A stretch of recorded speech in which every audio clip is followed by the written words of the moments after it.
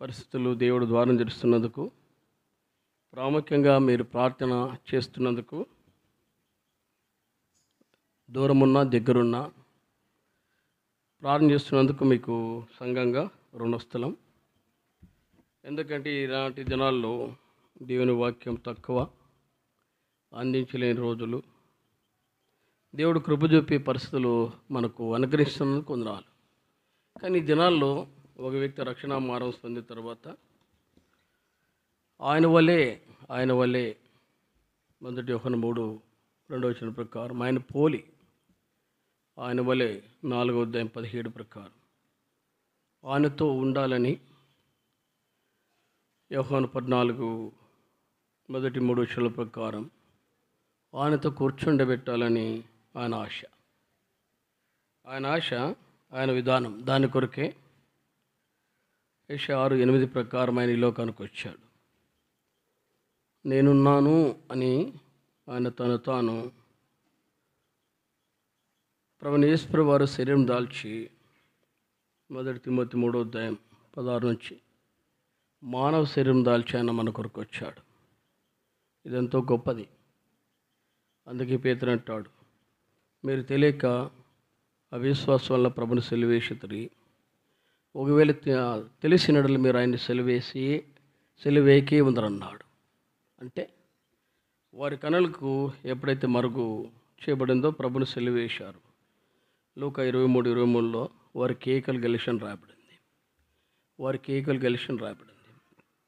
కాబట్టి పొంతి పిలాతు కూడా ఏం చేయలేక ప్రభును పాపల నిమిత్తము 2 కొరింథీ 5:20 ప్రకారం శాపగ్రహ అయినాడు. ఈ అనుభవం బట్టి ప్రభును స్తుతించాం, ఆరాధించాం. ఇప్పుడు ఆరాధన చేసిన వారు కావచ్చు, బాప్తిస్మ సాక్ష్యం పొందిన వారు కావచ్చు, 1 యోహాను రాసిన సువార్త 1:11-12 తన ఎందరు అంగీకరించరు, తన నామమందు ఎవరైతే అంగీకరించారో వారందరినీ ఆయన పిల్లలు అన్నాడు. చదవమా 1:12.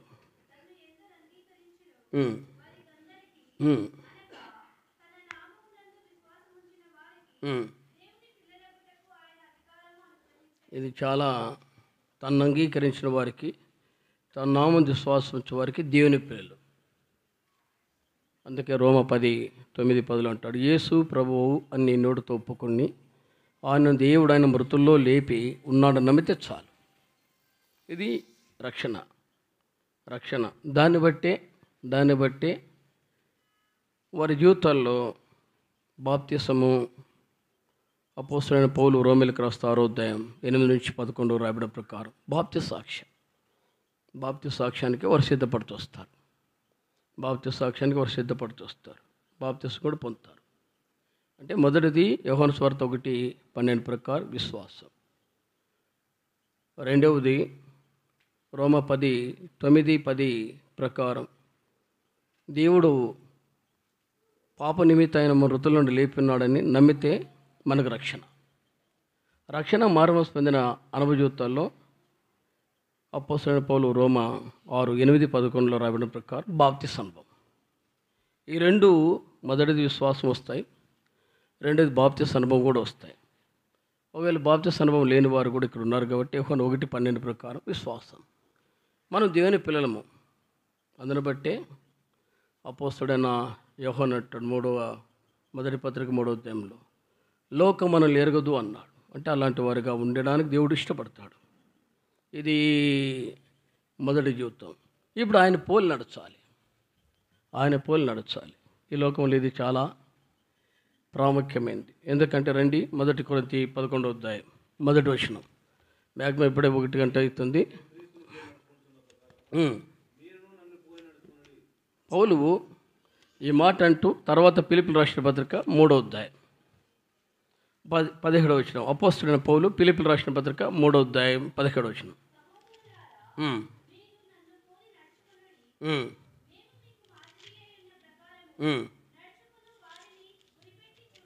ఏమంటే ఇక్కడ 3:17 జ్ఞానం చేస్తూ 17 అంటాడు, మీరు నన్ను పోలి నడుచుకోండి అని మొదటి మాట. నేను మీకు మాదిరి ఉన్న ప్రకారము మీరును నడుచుకోవాలి. మొదటిది మనం నడుచుకుంటాం. రెండవది మాదిరిగా ఉండాలి. అందుకే అంటాడు మీ ఏంటంటే మీకు మాదిరిగా ఉన్న ప్రకారము నడుచుకుని వారు గురిపెట్టి చూసుకోవాలి. ఈ రోజుల్లో మాదిరి అనే జీవితాల్లో చాలా వరకు కష్టం, మాదిరి కదా. అందుకే ఒక వ్యక్తిని దేవుడు ఏర్పాటు చేసుకుంటే ఫర్ ఎగ్జాంపుల్ పౌలు, అపోస్తలుడైన పౌలు రక్షణ మార్గం పొందుకొనుపు ఆయన గురించిన సాక్ష్యంలో మనకు ఒక మాట చూస్తాం. అపోస్తల కార్యాల 9వ అధ్యాయంలో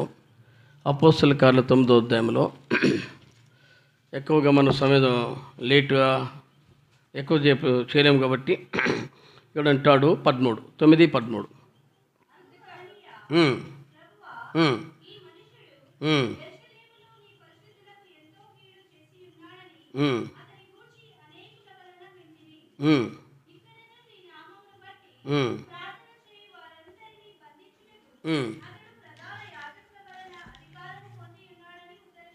ఇంకా ఇక్కడ మనం చూస్తే ఏమిటంటాడు 9:13 అంటాడు, నీ పరిశుద్ధులకు ఎంతో కీడు చేశాడు.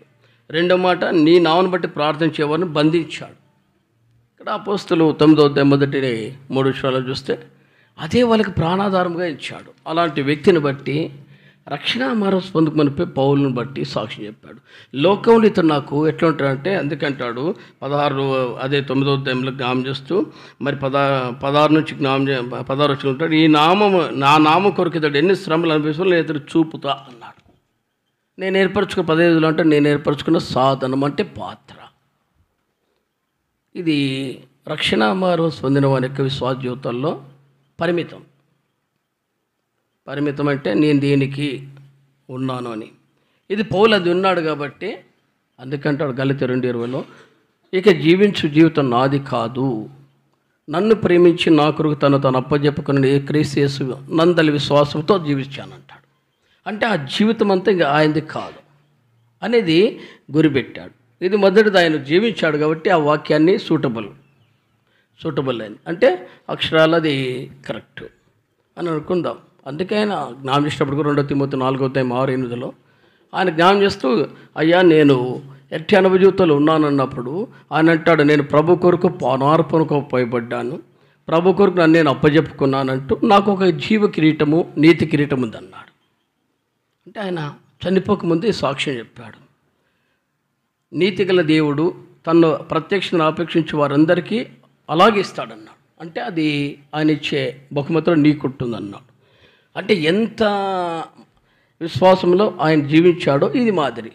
రెండవది ఇక్కడ విశ్వాసాలకు కూడా అదే అంటాడు జ్ఞాపం చేస్తూ, ఫిలిప్పీయులకు రాసిన పత్రిక 3వ అధ్యాయం 15 అంటాడు, మీరు నన్ను సహోదరులారా మీరు నన్ను పోలి నడుచుకోండి, నేను మీకు మాదిరి ఉన్న ప్రకారం నడుచుకుని వారికి గురిపెట్టాలి. ఈ మాట ఈరోజు విశ్వాసుల్లో బలంగా లేదు. నడుచుకుని వారు చూడాలి. అంటే ఈరోజు ఫిలిప్పి సంఘమైన ఆ దినాల్లో వారి అనుభవ జీవితాల్లో ఎన్ని రీతిలుగా ఉన్నట్టే 4వ అధ్యాయంలో జ్ఞాపం చేస్తూ 4వ అధ్యాయం 13-14లో అంటాడు,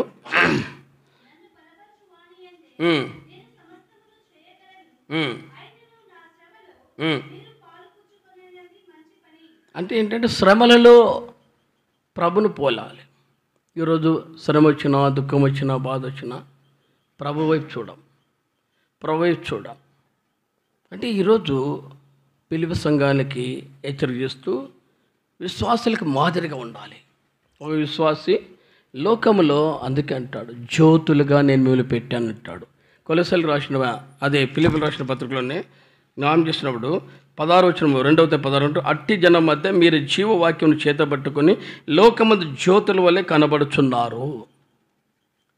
ఎలాంటిదంటే 14-15 కలిసినాడు, మీరు మూర్ఖమైన వక్రజనం మధ్య నిరపరాధులు, నిష్కలంకులు, అనిందులైన దేవుని కుమారులు అన్నాడు. నిరపరాధి సామాన్యమైనది కాదు. ఒక విశ్వాస జీవితంలో నిరపరాధి. యేసుప్రభువుకు ఆ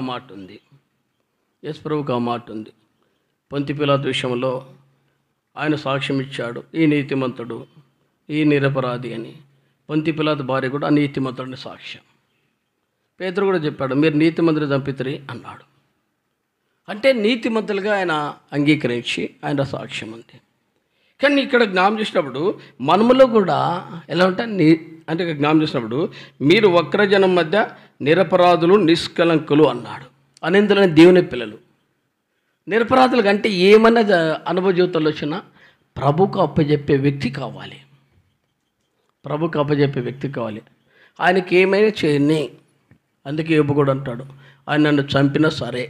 అంటే ఆ జీవితంలో ఎప్పుడైతే వస్తామో విశ్వాస జీవితంలో అన్నీ తట్టుకునే శక్తి వస్తాయి. తిట్టినా, అవమానపరిచిన, నిందల పాలైనా అతనికి ఆ కృప ఆవరించి వస్తుంది. ప్రభుకే కలిగినప్పుడు చాలాసార్లు చెప్పాను. స్టువార్ట్పురంలో దొంగను పట్టుకొని ఆ రోజుల్లో స్టువార్ట్పురం అంటేనే భయంకరమైన దొంగల యొక్క నివాసం. అలాంటి దినాల్లో ఆ లీడర్ని పట్టుకొని భయంకరంగా ఇస్తే ఎప్పుడో సువార్ తిన్నాడు. కానీ ఆ రోజు అతను తల్ల కింద లేచి తలడిగిరి పెట్టి అంటే గోనె సంచి పెట్టి తలంతా పగులుకొట్టి ఆ రక్తమంతా ఆ గోనె సంచుల నుంచి కారుతుంటే అప్పుడు గట్టి కేకలేసి ఏమయ్యా నన్ను యేసు ప్రభువుని కొట్టినట్లు కొట్టారు అన్నాడంట. ఆ ఒక్క మాట ఆయన జీవితం మార్చింది. నేనేంటి యేసు ప్రభు తలుచుకున్నాను అని. అంటే ప్రభు యొక్క విమోచన ఏడైనా కలుగుతూ వస్తుంది. అప్పుడు ఆ శ్రమలలో కూడా అతనికి విశ్వాసం వచ్చి రక్షణ వచ్చి తర్వాత నాకు ఈ మాట వచ్చింది కాబట్టి నేను యేసు ప్రభువుని గురించిన వ్యక్తులు నాకు కావాలని పిలిపించుకునే వాక్యమని దేవుని సేవకులు పిలిపించుకునే వాక్యమని మారుమనసు పొంది సేవకుడు అంటే అక్కడి నుంచి స్థాపించిందే స్టువార్ట్పురంలో సంఘంలో. అంటే ఒక వ్యక్తి ప్రభు యొక్క వైపు చూస్తే అన్ని భరిస్తొస్తాడు. భర్త తిట్టినా, భార్య తిట్టినా, ఇంకోరు తిట్టినా సహనము కలిగి మనం ఓర్చుకుంటూ వస్తాం. అప్పుడు చాలాసార్లు అంటారు, ఎందుకమ్మా ఆ వ్యక్తిని అట్లా అంటారు, ఎందుకు ఆ వ్యక్తిని అట్లా చేస్తున్నాం అంటే ఆటోమేటిక్గా ఈ వ్యక్తి కూడా మార్పు వస్తాయి. ఇది లేక కొన్ని కుటుంబాల్లో కూడా కలవరాలు ఉన్నాయి. అది తీసివేయట ప్రాముఖ్యమైనది. నిష్కలంకులుగా ఎన్నైనా భరించే జీవితం ఇది మొదటిగా మన జీవితంలో నేర్చుకోవాలి. నిరపరాధులు, నిష్కలంకులు, అనిందులైన ఎన్ని పరిస్థితులు వచ్చినా ప్రభు వైపు చూసే జీవితం ఒక విశ్వాసగా మన జీవితంలో ఉండాలి. ఇది నెంబర్ 1 పాయింట్. తర్వాత కూడా మనం చూస్తూ వస్తాం. అదే అనుభవ జీవితంలో అపోస్తలుడైన పౌలు తెస్సలోనికీయులకు రాసిన మొదటి అధ్యాయం 6వ వచనం. అపోస్తలుడైన పౌలు తెస్సలోనికీయులకు రాసిన మొదటి పత్రిక 6వ అధ్యాయం 6వ వచనం.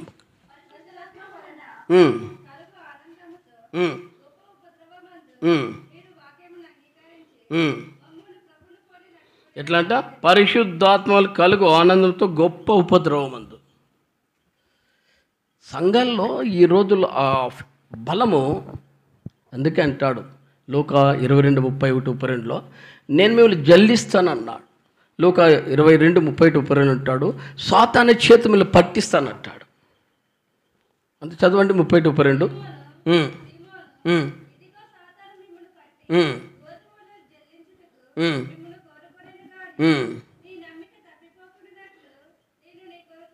అంటే ఆయన విడిచిపెడతాడు. మర్మం అది. లోకములో నేను చాలాసార్లు అనుకున్నా, లోకంలో ఏంటి ప్రభా డైరెక్ట్గా రక్షణ మార్గం పొందుతూనే పరలోక రాజ్యంలోనికి మాకు హక్కు ఇస్తావు కదా, లూకా 10:20 ప్రకారం మా పేర్లు రాస్తావు కదా, ఆ పేర్లు మా జీవగ్రంథంలో రాయబడి ఉన్నాయన్నావు, పరలోకంలో రాయబడి ఉన్నాయన్నావు. మరి మాకు ఆ పేర్లు కొట్టివేయడానికి నువ్వెందుకు ఇష్టపడతావు? అందుకంటాడు ఎహెజ్కేలు 18వ అధ్యాయం 4-20 వరకు రాబడినప్పుడు ఎప్పుడైతే మనము దేవుని నామను బట్టి అవిధేయత చూపుతామో ఆయన మన పేర్లు కూడా కొట్టేస్తాడు, మన జీవితాన్ని కూడా కొట్టేస్తాడు. అంటే మనం ఆయన తగ్గట్టు ఉండకపోతే అందుకంటాడు ఎహెజ్కేలు 33వ అధ్యాయం 6-7 జ్ఞాపించినప్పుడు అయ్యా నువ్వు నరపుత్రుడా వానికి ప్రవచన వరమెత్తి వాక్యం చెప్పు, ప్రవచించు, బోరుబట్టు, నువ్వు చెప్పట్లు చెప్పేవాడు వినకపోతే వాని మరణానికి వాడు ఉత్తరవాది అన్నాడు. అంటే దేవుడు వాని మరణ శిక్ష దండంలో దినదినం మనకి హెచ్చరిక చేస్తూనే వస్తాడు. అందుకే ఈ అనుభవ జీవితాల్లో ఎట్లున్నారంటే వాళ్ళు ఎన్ని ఉపద్రవ పరిస్థితులు వచ్చినా, ఎట్లా వస్తాయి ఉపద్రవాలు? జల్లించి పరిస్థితులు పెట్టి. అందుకే అదే తెస్సలోనికి రాసిన మొదటి పత్రిక 1:8 అంటాడు, కాబట్టి మీరు మాసిదోనియలోను ఆకయలోను విశ్వాసానికి మాదిరితిరి, ఎందుకనగా మీ ఎదురు నుండి ప్రభు వాక్యము మాసిదోనియలోను ఆకయలోను మ్రోగెను, అంత మాత్రమే అక్కడ మాత్రం కాక ప్రతి స్థలము దేవునిలో ఉన్న మీ విశ్వాసం వెళ్ళడాయని కనుక మేమేమి చెప్పవలసిన అవశ్యం లేదు అన్నాడు. వాళ్ళు ఉపద్రవాలు, కష్టాలు, ఆర్థిక ఇబ్బందులు, శ్రమ అనుభూతాలు, లేమిలోను మన అనుభూతాలు సపోజ్ అనుకుందాము, అన్నీ ఉండే రూతు తన జీవితాల్లో రిక్తరాలుగా వచ్చింది. అన్నీ ఉంది. అందుకే అంటుంది నయోమి తన తోడి కోడలు అయిన అంటే రూతు వాళ్ళ సహోదరి అయిన ఓర్పోషంలో అంటుంది, నీ తోడి కోడలు తన స్వజనులెందుకు తన దేవుని ఎద్దుకును వెళ్ళిపోయింది, నీ వెళ్ళిపో. తన స్వజనుల ఎద్దుకు తన దేవుని ఎద్దుకు వెళ్ళిపోయింది. ఎందుకు? నయోమి రిక్తురాలుగా ఉంది. అంటే ఏమీ లేదు, కట్టుబట్టలు ఉన్నాయో లేదో కూడా తెలియదు. కట్టుబట్టలు ఉన్నాయో అంటే కేవలము ఏదో చిన్న మనం ఊహించుకుంటే ఏదో చిన్నగా సంచి లాంటిదో మూటలో నెత్తి మీద పెట్టుకుని వచ్చింటారు. కనీసం తినడానికి కూడా గింజలు లేవు. మనకు తెలుసు రూతు 2వ అధ్యాయంలో చూస్తే తినడానికి కూడా గింజలు లేవు. అలాంటి పరిస్థితుల్లో ఆమె విచారించి పలానా బోయిజన్ వాని శ్రేణులకు వెళ్ళామా, అతడు జాలి కలిగినవాడు, అతడు దయగలిగినవాడు, అతడు ఎవరికైనా కానీ ఆదరణిస్తాడు, అక్కడ పోయి నువ్వు పోషించుకుంటావు అని చెప్పి నయోమి హెచ్చరిక చేసి బోయజు యొక్క పొలంలోనికి రూతును పంపింది. అంటే రిక్తురాలు, అత్తతో ఏమీ లేదు, కోడలతో ఏమీ లేదు. అప్పుడు కూడా దేవుని వెంబడించింది. అందుకే 3వ అధ్యాయంలో 11-12 కూడా బోయజు మంచి సాక్షి చెప్పాడు. చదువు 3వ అధ్యాయం.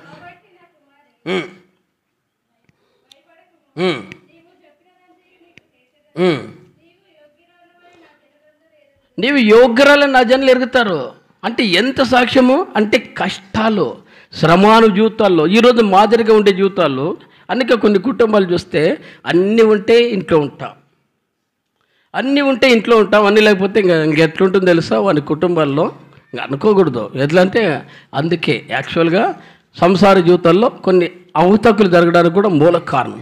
అందుకే ఈ జీవితాల్లో మనం ఎట్లా ఉంటాం అంతే, ఈ దేవుడు ఎంత ఇస్తే అంత.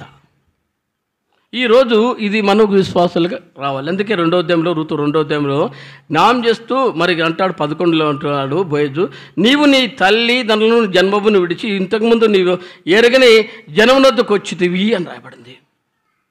అంటే మనము దేవుని దగ్గరకు వచ్చినప్పుడు మనము అన్నిటిని వదులుకోవాలి. అందుకే కీర్తన 45:10-11 కుమారి ఆలోచించి చెవియెక్కుము, నీ స్వజనమును నీ తండ్రింటిని మరవాలి. ఈరోజు మన జీవితాల్లో మరవలేని జీవితాలు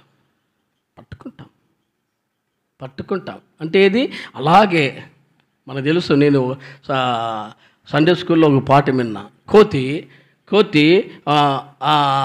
చిన్న చిప్పు అంటే అది చేయబట్టే దాంట్లోనికి అది కోతి తినే వస్తువు జామకాయలు అంటే తీశాడు, గట్టిది జామకాయలు అంటే తీశాడు. ఆ చెయ్యి పట్టిన తర్వాత జామకాయ పట్టుకుంటే అది గట్టిగా బయటికి రాదు.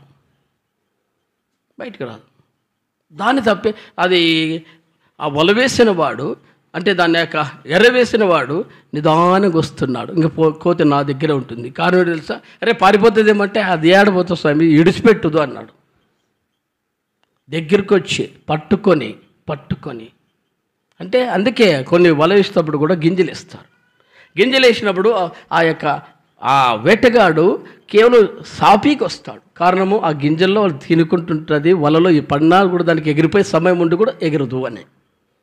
అంటే మన జీవితాల్లో కూడా ఇలాంటి జీవితాలు వస్తాయి. కలిమిలో లేమిలో కూడా ప్రభుని వెంబడించి జీవితం కలిగి ఉండేట్లో మాదిరి. మొదటిది మన శ్రమానుభవ జీవితాలు వచ్చినా దుఃఖాలు వచ్చినా మనం ప్రభును పోలి నడచాలి.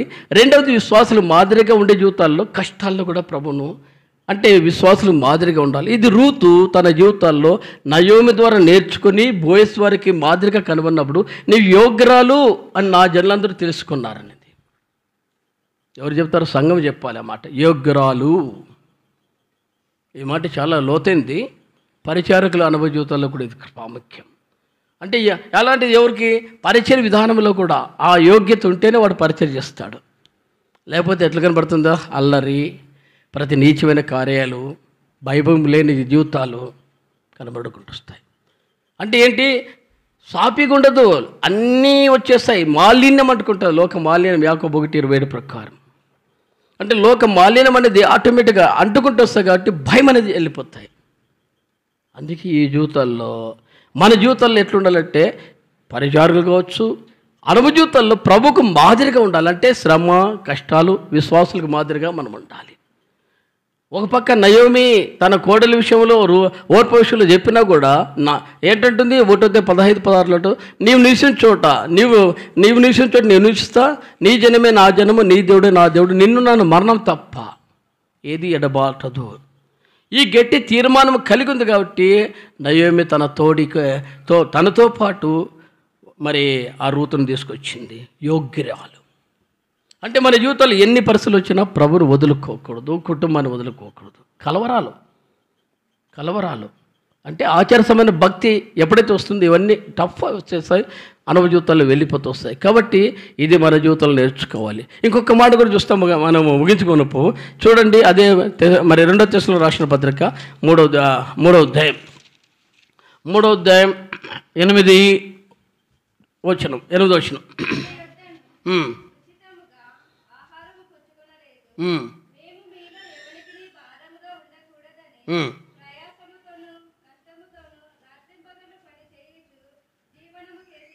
ఈ రోజుల్లో ఇది లేదు. అంటే ఇప్పుడు తెస్సలోనిక సంఘానికి కూడా పౌలు ఇదే తెలియజేస్తాడు. ఏంటంటున్నాడు? ఎవరి యొద్ద ఉచితంగా ఆహారం పుచ్చుకోలేదు, మేము మీలో ఎవరికి భారంగా ఉండకూడదు. పనిపాటు లేని జీవితాలు,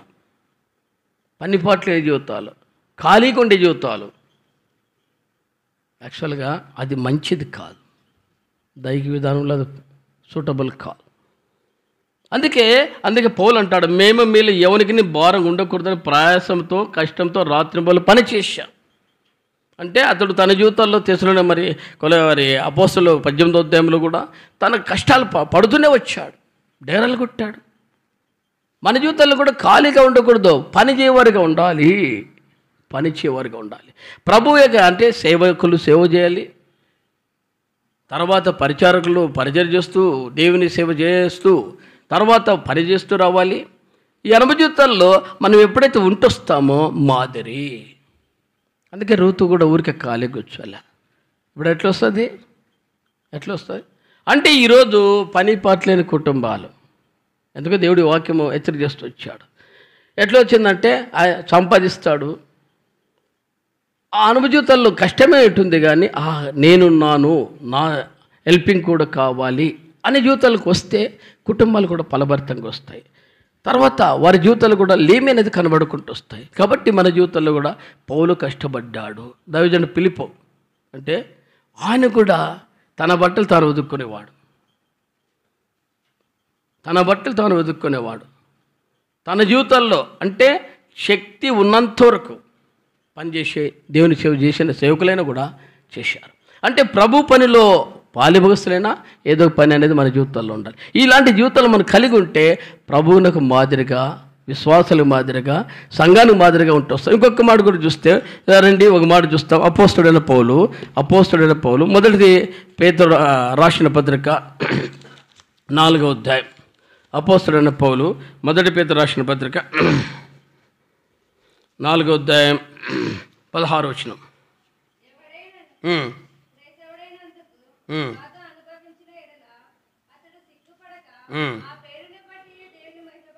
పౌలు ఎందుకైనా నీ క్రీస్తుని పోలు నడుచుకున్నానంటే ఆ పేరుకు కూడా ఒక సందర్భాలు వస్తాయి.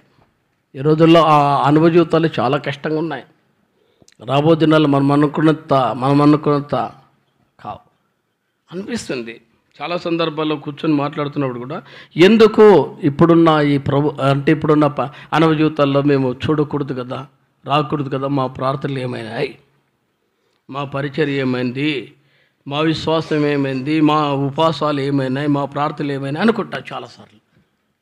ఎవరు కోరుకూడదో వాళ్ళు, ఎవరు రాకూడదో వాళ్ళు వస్తున్నారు, ఆధిపత్యం చేస్తున్నారు. అంటే ప్రభు మనల్ని ఎట్లా అందుకంటాడు 40 యెషయా గ్రంథకర్త అంటాడు 48, 10, 11, 12 అంటాడు, నేను నిన్ను పుటం వేసి తిని వెండిని వేసినట్టు కాదు, ఇబ్బంది కొలువులో నిన్ను పరీక్షించి తిని అన్నాడు. నా నిమిత్తం నేను నిన్ను అలా చేస్తా అన్నాడు. పుటం వేస్తాడు. పుటం వేసేటప్పుడు శ్రమలు వస్తాయి, బాధలు వస్తాయి, ఎరుకలు వస్తాయి, ఇబ్బందులు వస్తాయి. అందుకే పౌలుని బట్టి కూడా అతడు ఎన్ని శ్రమలు అనుభవించినో నేను అతనికి చూపుతా అన్నాడు. అన్ని శ్రమల్లో ప్రభు వైపు చూసి తన గురి సాగిపోతూ వచ్చాడు. అంటే మన విశ్వాస జీవితాలు ఇవి ఎప్పుడైతే వస్తాయో ప్రభువును పోలి నడుచుకుంటూ వస్తాం. ప్రభువును పోలి నడుచుకుంటూ వస్తాం. ఇక్కడ మనం చూసిన ప్రకారం అందుకంటే ఎవడైనా క్రైస్తవుడైనందుకు బాధ. ఏ బాధలు? భౌతికమైన బాధలు కాదు, ప్రభు కొరకు వచ్చే బాధ.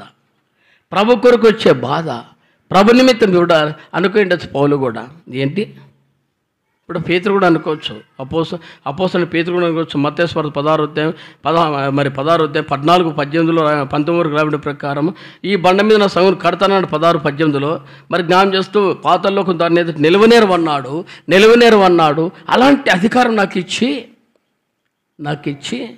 ఇప్పుడు అంటాడు చూడండి ఒక మాట, యోహాను సువార్త 21వ అధ్యాయంలో ఇప్పుడు ఆయన జ్ఞానం చేస్తూ 21వ అధ్యాయం జ్ఞానం చేస్తూ 21వ అధ్యాయం 18 వచ్చిన 21:18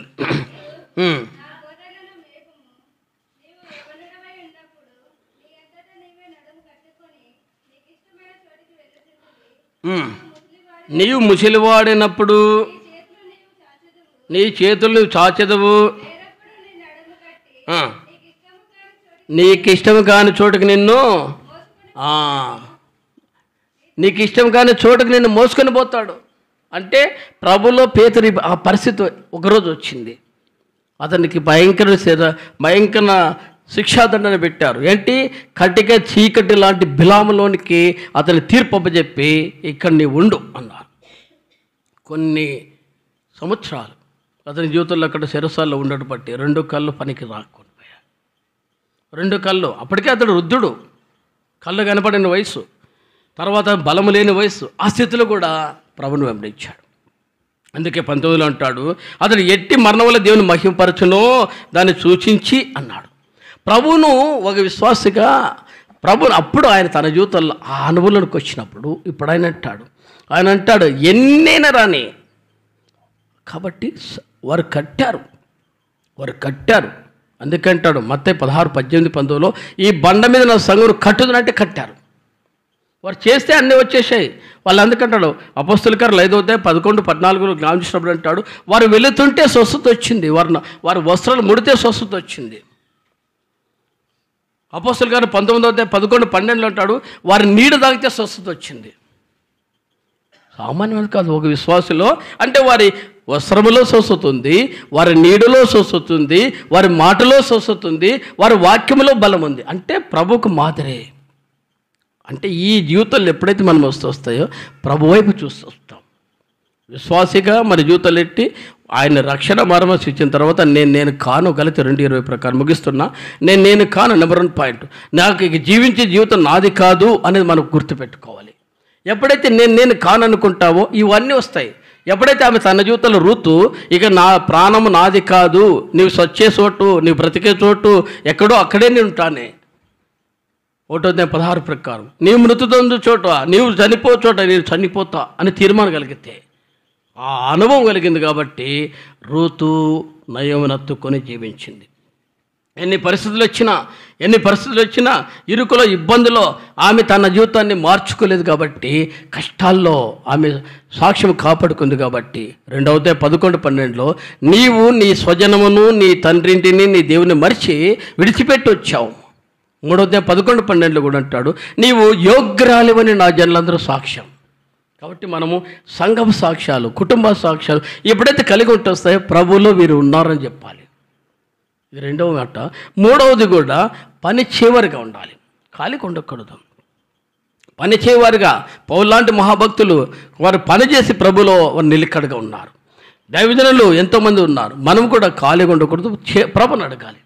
కాబట్టి ఇది 3వ మెట్టు. 4వదిగా మన అనుభవ జీవితంలో చూస్తే శ్రమలు వచ్చినా కష్టాలు వచ్చినా ఆ పేరును బట్టి ప్రభుని సాక్ష్యం చెప్పాలి. ఎక్కడైనా సరే ఏ స్థలంలో పెట్టినా కూడా అక్కడ. అందుకే యూదులకు దేవుడు వాగ్దానం ఇచ్చాడు, అబ్రాహాముతో వాగ్దానం ఇచ్చాడు. 15వ అధ్యాయం ఆదికాండములో ఆదికాండ 15వ అధ్యాయంలో దేవుడు అతనికి వాగ్దానం ఇచ్చాడు. అయ్యా నీవు వెళ్ళిపోయిన తర్వాత కూడా 400 సంవత్సరాల తర్వాత మళ్ళీ ఈ దేశానికి తీసుకొస్తా. మరి 22వ అధ్యాయంలో కూడా మళ్ళీ అతనికి వాగ్దానం ఇచ్చాడు. ఆకాశ నక్షత్రంలో పెడతా, 15వ అధ్యాయం 6వ వచనంలో ఉంటాడు, ఆకాశ నక్షత్రంలో పెడతా, నీ సంతానం భూమి మీద విస్తరిస్తారన్నారు. అంతటి ఆ వాగ్దానమును దేవుడు కొట్టివేయకున్నట్లు వాగ్దానం స్థిరపరుస్తున్నాడంటే వారు ఎక్కడున్నా కూడా మేము దేవుని పిలవని చెప్తారు. అర్థమేనా? వారు ఎక్కడన్నా వెళ్ళి దాచుకోరు. వారు ఎక్కడైనా వెళ్ళి, అందుకే ఒక యూదుడు ఉన్నాడంటే ఆటోమేటిక్ తెలిసిపోతాడు ఇక్కడ వాడు ఉన్నాడు. వారి యొక్క ప్రవర్తన, వారి మాట తీరు, వారి యొక్క డిసిజన్ అంటే వారి తీర్మానం కనబడుకుంటూ వస్తాయి. కాబట్టే భూమి మీద ఆ వ్యక్తి జనాంగాన్ని ఇప్పటికి పెడతాడు కూడా. కారణము అందుకే మనం చూసాం లాస్ట్ టైం. ఇప్పటి వరకు కూడా నేను ముగించుకున్నప్పుడు ప్రపంచ చరిత్రలో ఏ దేశంలో జరిగిన విపత్తులు, ఏ దేశంలో జరిగిన మరణాలు, ఏ దేశంలో జరిగిన యుద్ధాలు వచ్చాయి. ఉండేదే 95 లక్షల జనాభా అంట, ఆల్ పీపుల్స్. ఆ దేశం జనాభా 95 లక్షలు అంటే కోటి అనుకో. ఆ జనాభా ప్రపంచాన్ని అలా ఊపుతుంది. అంటే ప్రభుల వారు అట్లే ఉంటారు. మేము ప్రభు పిల్లల మంచి సాక్షి చెప్తారు, యూతుల మంది చెప్తారు. అలాంటి వారుగా నీవు ఉండాలి. అట్టి వారుగా అన్ని స్థలాల్లో 1 పేతురు 4:16 ప్రకారం ఆ పేరును బట్టే ప్రభు మహిమపరచాలి. అలాంటి వారుగా నీవు ఉంటావా? అట్టి అనుభవం కలిగి, అట్టి సాక్ష్యం కలిగి లోకంలో జీవిస్తే మనం ఇప్పుడు చూసే యోహాను సువార్త 21 మరి 18-19 అంటాడు, ఎట్టి మరణంలోనే ప్రభు సాక్ష్యం చెప్తావు. అట్టి అనుభవం కలిగిన వారుగా నేను ఉండనట్లు ప్రభు కొరకు తీర్మానం కలిగి వస్తావు. లేని ఎడల ఈ మధ్యాహ్నం పిల్లలు పరీక్షించుకో. ప్రభా రక్షణ ఉంది, మారుమనస్సు ఉంది, బాప్తిస్మ అనుభవం ఉంది, మాదిరి జీవితాన్ని ఉండలేకపోతున్నా. ఎన్నోసార్లు దేవుడు నన్ను దర్శిస్తున్నాడు, వాక్యం ఇస్తున్నాడు, కానీ నేనే లోపడలేకపోతున్నా. దయచేసి ఈ మధ్యాహ్న కాలపిల్ల పరిస్థితులు మరి కొద్దిగా అనానుకూలంగా ఉన్న దేవుని సంఘాలు నడిపిస్తున్నారు కాబట్టి ప్రభు వైపు చూడు, విశ్వాసగా మాదిరిగా ఉండు. అట్టి అనుభవంలో కలిగి రూతు వంటి తీర్మానము, పేతురు వంటి తీర్మానము, మరి అపోస్తలుడైన పౌలు వంటి తీర్మానము, మాస్తోనియా, తెస్సలోనిక సంఘాల వంటి, ఫిలిప్పి సంఘాల వంటి అనుభవం కలిగిన వారుగా ఒక్క విశ్వాసంగా మనం ఉండనట్లు ప్రభువు అనుభవ జీవితంలో ఉండి ఆయన మరణం వరకు లేదా నీ మరణం వరకు ఆయనకు నమ్మకంగా ఉండే అట్టి అనుభవంలో సాక్షులు అయితే ధన్యుడు అవుతావు. ఆ పేరు బట్టి ప్రభు మహిమపరచబడుతూ వస్తాడు. తలలో ఉంచండి, ప్రాణం చేస్తూ వస్తాడు.